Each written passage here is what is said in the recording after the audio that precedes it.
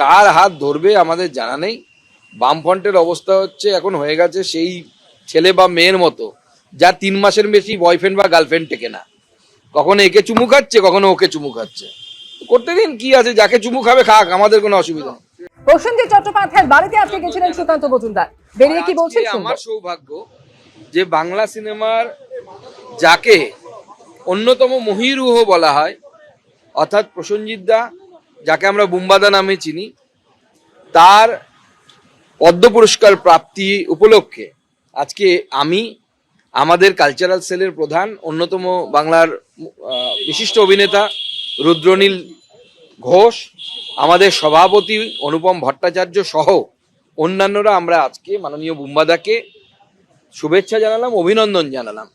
কারণ প্রায় 40 বছর ধরে বাংলা সিনেমাকে যে ব্যক্তিটি এইভাবে সেবা করে গেছেন বাংলা সিনেমার, বাংলা ফিল্ম ইন্ডাস্ট্রির, তার এই অবদানকে পদ্ম পুরস্কারের মধ্য দিয়ে মাননীয় প্রধানমন্ত্রী শ্রী নরেন্দ্র মোদীজি যেভাবে স্বীকৃতি দিলেন, অ্যাকনলেজমেন্ট করলেন, এই অ্যাকনলেজমেন্ট প্রাপ্তি বাংলার জন্য অত্যন্ত আনন্দের, আমাদের জন্য অত্যন্ত আনন্দের। বুম্বাদা রাজনীতির ঊর্ধ্বে, তাকে রাজনীতিতে জড়ানোর চেষ্টা করবেন না আপনারা আশা করি, এবং মাননীয় বুম্বাদা আগামী দিনেও বাংলা সিনেমাকে এইভাবে সার্ভ করুক, বাংলা সিনেমাকে এইভাবে উত্তরোত্তর শ্রীবৃদ্ধিতে যাক। আপনারা জানেন রিসেন্টলি ওনার একটি সিনেমা অলরেডি হলে, বিভিন্ন হলে চলছে, তারও আমরা সফলতা কামনা করেছি, ওনাকে বলেছি, এবং সিনেমাটি অলরেডি আমার মনে হয় সফলতার দিকে চলে গেছে।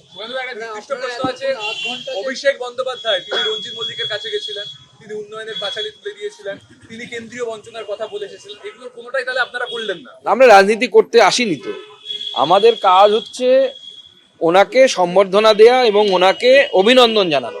দেখুন, সব কিছুতে রাজনীতি আনতে হয় না, সব কিছুতে রাজনীতি ঢোকাতে হয় না। শিক্ষাক্ষেত্রে রাজনীতি থাকা উচিত নয়, ফিল্ম ইন্ডাস্ট্রিতে রাজনীতি থাকা উচিত নয়। রাজনীতি ঢুকলে পরে ফিল্ম ইন্ডাস্ট্রি সহ এই ধরনের যে সেক্টরগুলো আছে তার ক্ষতি হয়।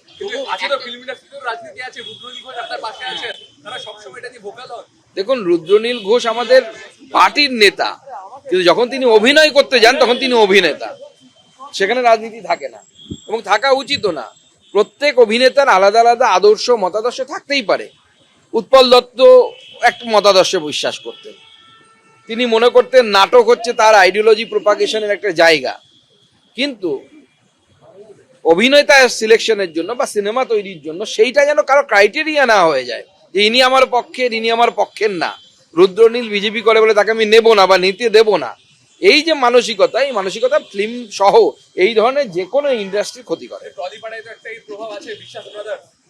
সে তো সবাই জানে, মধু কৈটবও আছে, মধু কৈটব যখন আছে, মধু কৈটবে যা হয়েছিল সেটাই হবে আগামী দিনে। দেখুন, আমি নিজে একজন ফিল্ম লাভার এবং আমি ওনার বহু সিনেমা দেখেছি। যে সিনেমার কথা বললাম কাকাবাবু সিরিজ, তার সবকটা আমার দেখা আছে। তো স্বাভাবিক, যখন ফিল্ম নিয়ে যখন আলোচনা হচ্ছে, যে কোনো আর 5টা বাঙালির মতো আমিও তো সিনেমা দেখতে ভালোবাসি।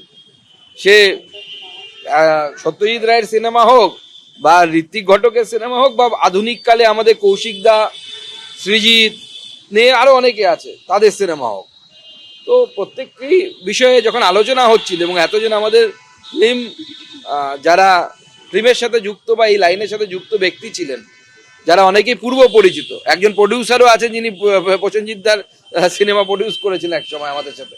তো স্বাভাবিকভাবে আমাদের আলোচনা ফিল্ম নিয়েই ছিল, কোনো রাজনীতির আলোচনা হয়। দেখুন, আমরা রাজনীতি করতে আসিনি তো, আপনি গুলিয়ে দিচ্ছেন।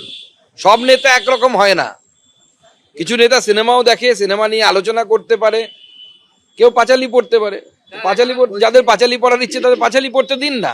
সুকান্ত দা, ডাইরেক্ট একটা প্রশ্ন, এবার হচ্ছে বাংলায় 1 দফায় ভোট হতে পারে, কারচুপি আটকানো সম্ভব?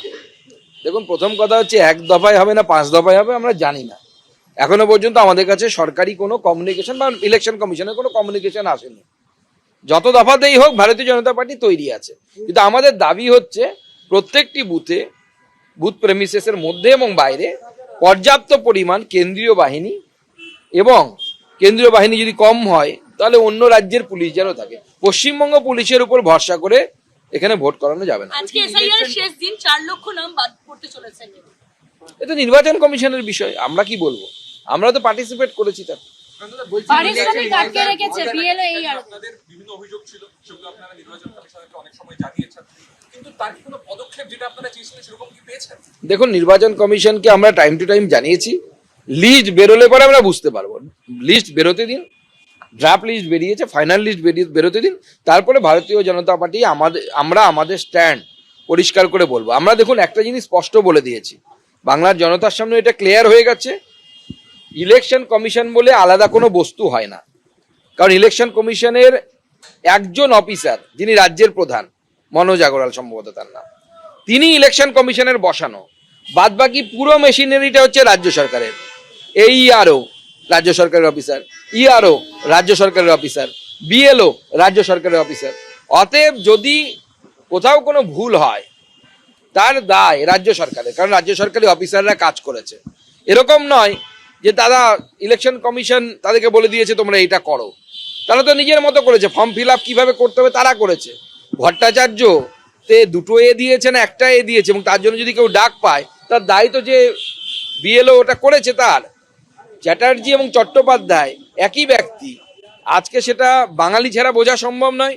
মাইক্রো অবজারভার চাওয়া হয়েছিল, ক্লাস 2 অফিসার চেয়েছিল নির্বাচন কমিশন রাজ্য সরকারের কাছ থেকে, নির্বাচন কমিশনের সেই ক্লাস 2 অফিসার দেয়নি পশ্চিমবঙ্গ সরকার, তাকে নির্বাচন কমিশনকে বাইরে থেকে লোক নিয়ে আনতে হয়েছে, হিন্দি ভাষী রাজ্য থেকে নিয়ে আনতে হয়েছে, বা কোথা থেকে এনেছে আমরাও জানি না।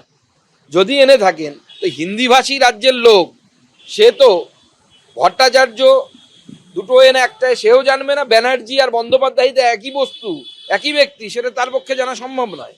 বিএলও যারা কাজ করলো তারা টাকা পাননি, মুখ্য সচিবকে চিঠি পাঠানো হয়েছে গতকাল, বলা হয়েছে বকেয়া টাকা মিটিয়ে দিতে। এই হ্যাঁ, নিয়ে থার্ড দেয়া চিঠি দেওয়া হয়েছে। না দেয়া হয়নি তো, 17,000 টাকা করে তাদের পাওয়ার কথা বিএলওদেরকে, এখনো পর্যন্ত সেই টাকা পায়নি। যতদূর আমাদের কাছে খবর 7,000 টাকা করে রাজ্য সরকার দিয়েছে, তার বেশি রাজ্য সরকার দেয়নি, পরে যদি দিয়ে থাকে আমার জানা নেই।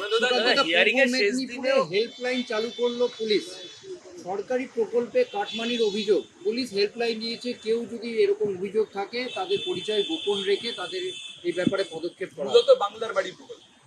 দেখুন, ঠকবাস্তে গা উজাড় হওয়ার যে অবস্থা, সেই ঠকবাস্তে গা উজাড় হওয়ার মতো অবস্থা হবে। ওখানে হয়তো নতুন কেউ অফিসার গেছে, সে গিয়ে হয়তো এগুলো নতুন মামদোবাজি করছে। আসলে কি, এই যে বাংলার বাড়ি বলে যেটা দেয়া হয়েছে, এই বাড়ি ফাড়ি তো কেউ পাবে না। এই প্রকল্পটা চালুই করা হয়েছে কেন, যাতে তৃণমূল কংগ্রেস নেতারা, লোকাল লেভেল নেতারা কারো কাছে 20,000, কারো কাছে 30,000 করে টাকাটা তুলতে পারে এবং সেটা ভোটে খরচ করতে পারে নিজের বুথে, সেই জন্য দিয়েছে। গোটা হিয়ারিং পর্ব চালু হওয়ার কথা ছিল, রাজ্য সরকারের অসহযোগিতা, তাই কোনোভাবে সেই রেল প্রকল্প চালু হচ্ছে না। কোথায়? নন্দীগ্রাম। না, সে তো রাজ্য সরকারের অসহযোগিতার জন্য পশ্চিমবঙ্গে অ্যাট প্রেজেন্ট প্রায় 50-এর উপরে প্রকল্প বন্ধ হয়ে আছে। আপনারা চিংড়িঘাটার অবস্থাটাই দেখুন না কেন, মাত্র 300 মিটার, পুরো দক্ষিণ কলকাতার সাথে এয়ারপোর্ট জুড়ে যাবে, মানুষের কত উপকার হবে ভাবুন। শুধুমাত্র রাজনীতির জন্য আজকে দক্ষিণ কলকাতার সাথে এয়ারপোর্টের সরাসরি যোগাযোগটা হচ্ছে না। 300 metre, only 300 metre length. ABP Ananda, এগিয়ে থাকে, এগিয়ে রাখে।